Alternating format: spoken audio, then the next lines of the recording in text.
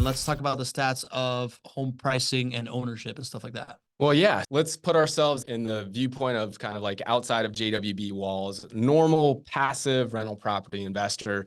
You're hearing about home price affordability being a challenge, and it is with good reason to take stock of that. I put this chart together here, and it talks about the share of households that are spending more than 30% of their income on housing, and it breaks it down by both renters and owners, and it breaks it down by price ranges. And 30% of your income spent on housing is an important factor. You start to get cost burdened by your housing costs if it goes north of 30%, 35%, and 40%, then you start to get cost burdened. And we are there, right? So if you look at every single one of those demographics there, either owners and renters, and you look at the different amount of income brackets that those owners or renters have, every single one of them has spiked up a lot really over the last 2 to 3 years. And it makes sense because home prices have gone up so dramatically and interest rates have gone up so dramatically as well. So what everybody is feeling as far as home price appreciation is absolutely real and normal.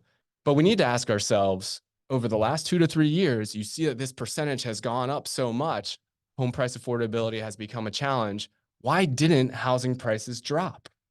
Why did housing prices continue to go up as they did in Jacksonville from 2022 to 2023? And it's because it's not just about home price affordability, it's about our supply.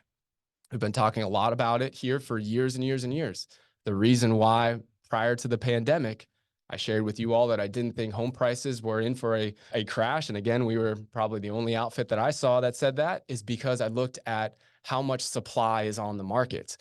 Well, what I'm here to share with you today is that the supply problem, meaning the lack of supply of housing across our entire country and in Jacksonville, that problem has only gotten worse in the sense that there is too little supply to meet the demand for housing.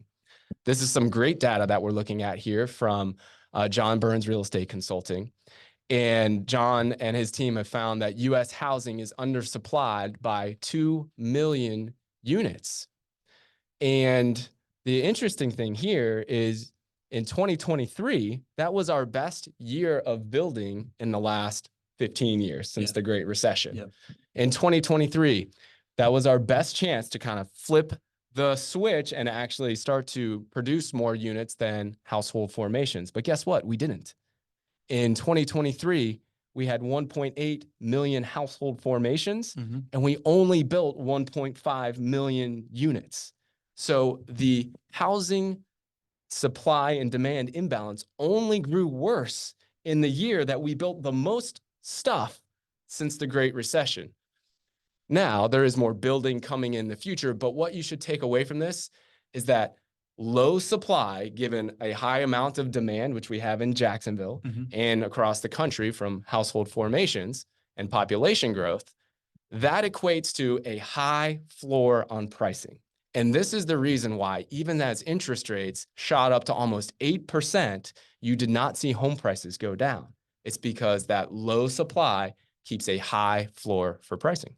Got it. So what I'm taking away here is we need to build 1.8 million homes per year in order to make up for this dearth in supply to catch up to the demand. Is that what you're saying? No, we need to build 1.8 million homes per year just to meet that year's demand for household formations. Wow.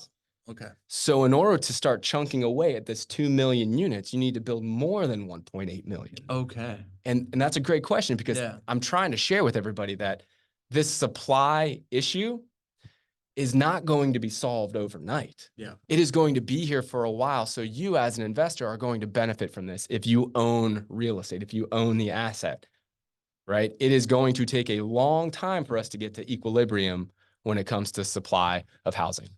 Got it. So when you say housing formations, what do you mean? Is that like new families that are being formed, like somebody moving out of their parents' house, somebody's getting married and having a kid, something like that? And migration into the U.S. In migration into the U.S. And this is formations in Jacksonville. This is formation in this is the U.S. This is national. The slide that we're looking at here is national, Okay. showing the big problem. Mhm. But yes, all these same dynamics are in play in Jacksonville as well. And we'll take a look at some statistics to measure that. Largely, we measure months of inventory when we Yeah. start to measure Jacksonville specifically. But this is the macro sense of the entire country. Got it. So new housing needed, right? Like new units that need their own place to live, 1.8 million per year.